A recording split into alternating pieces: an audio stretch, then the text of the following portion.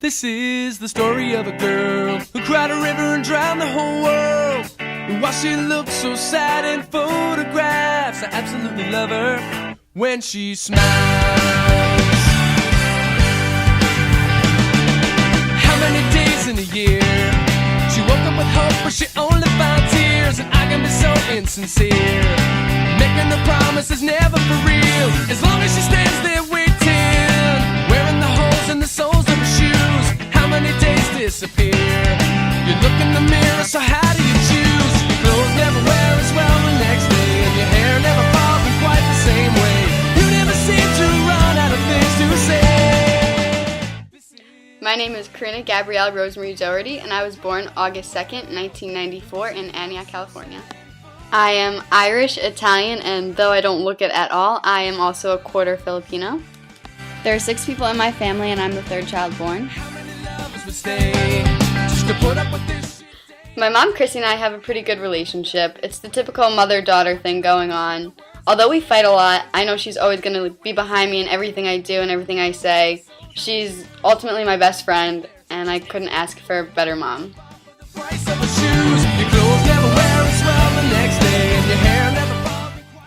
My dad, John, isn't exactly the typical dad. Although we seem to get along, he tends to say things I know he doesn't truly mean. I know he loves me even if he doesn't say it all the time. And our personalities are just so similar that it's really hard to stay mad at him. I know he's not the perfect dad, but he's good for me.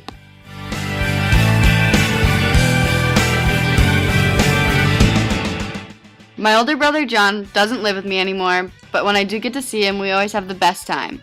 My sister Kirsten and I don't exactly have the best relationship ever, but by the end of the night, we're best friends. And my younger brother Devin is absolutely insane, but I love him to death. I have 3 pets. I have a dog. Her name is Rue. She's a Weimaraner. She's pretty dumb. She can't do any tricks or anything, but she's a pretty cool dog. I have a cat named Kitty. He's gray and he just hides all the time. He's not very much fun. And then I have Baby Kitty, who's an orange cat, and he's so much fun. He's probably one of the best cats I've ever had. I was born in California, and when I was about 2 years old, my parents moved us over here to New Jersey. I lived here until I was about 5, and then I moved to Naperville, Illinois, where I lived for 6 years.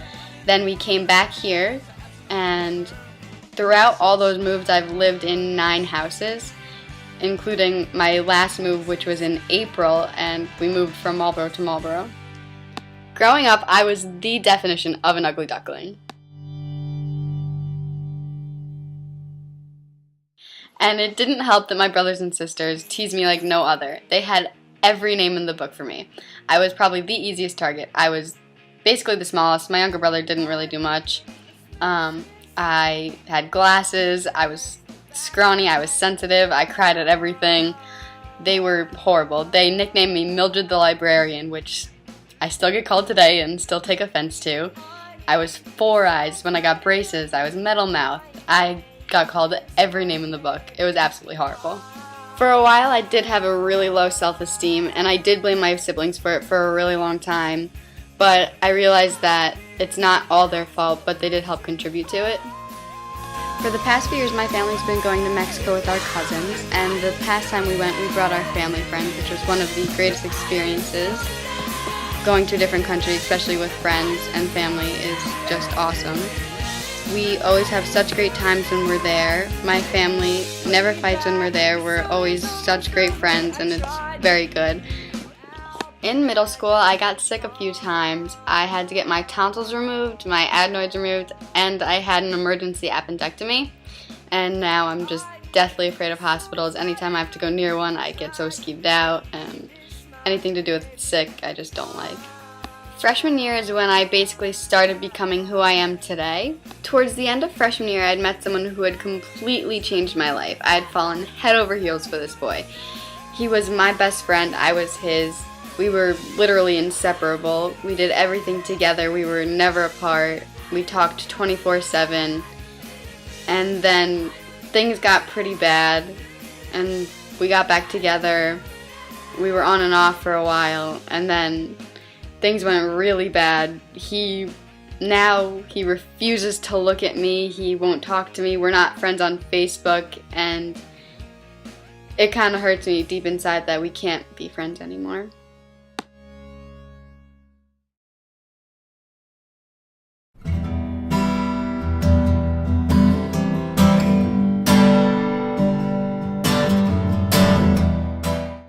June 1st, 2010, the most traumatic event that ever occurred in my life happened.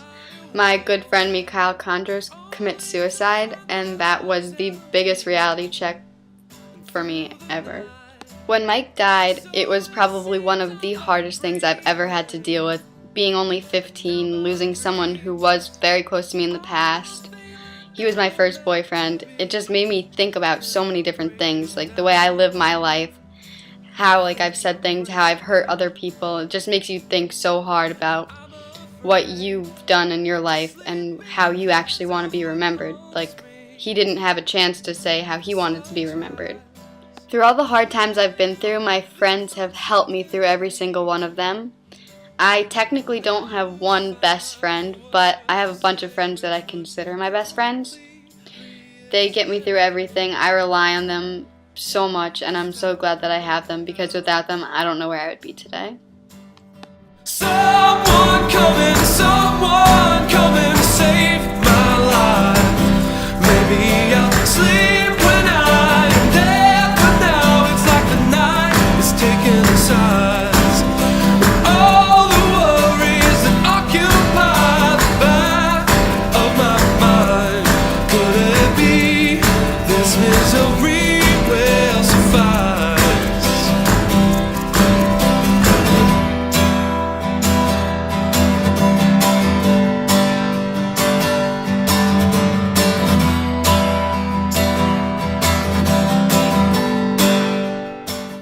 Now that I'm into my junior year of high school, I have to start thinking about colleges, where I want to go, what I want to do. As of right now, I'm undecided, but whatever I get into, I know I'll enjoy.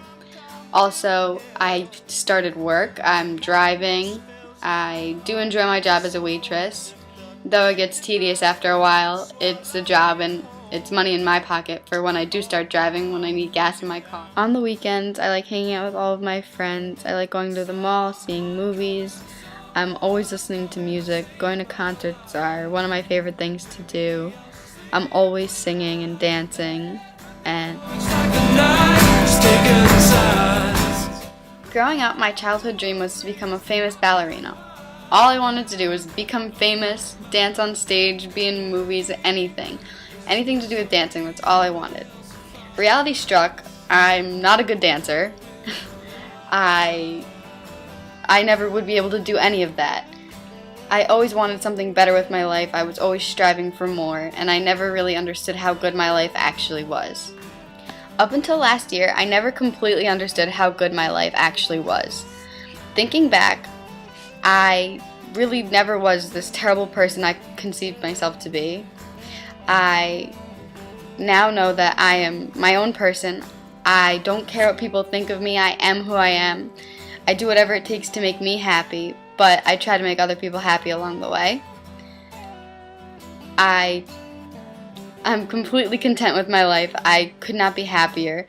I've never been at a happier point in my life, and that kind of scares me because I'm waiting for the downfall, even though I know it won't happen anytime soon. I try to do everything in my life with no regrets. I don't want to live thinking, what if this happened, what if that happened.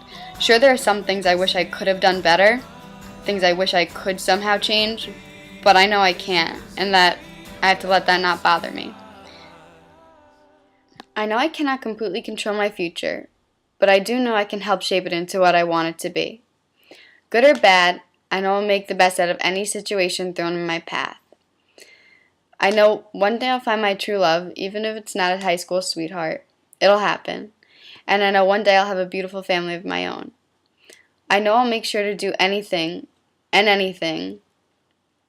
in order for me to be happy with my life like I am now today. I really hope to leave my impression on someone's life just as the important people in my life have left on me today. Though I know I cannot change the world or maybe even make a difference, I will always try, and that's how I wish to be remembered.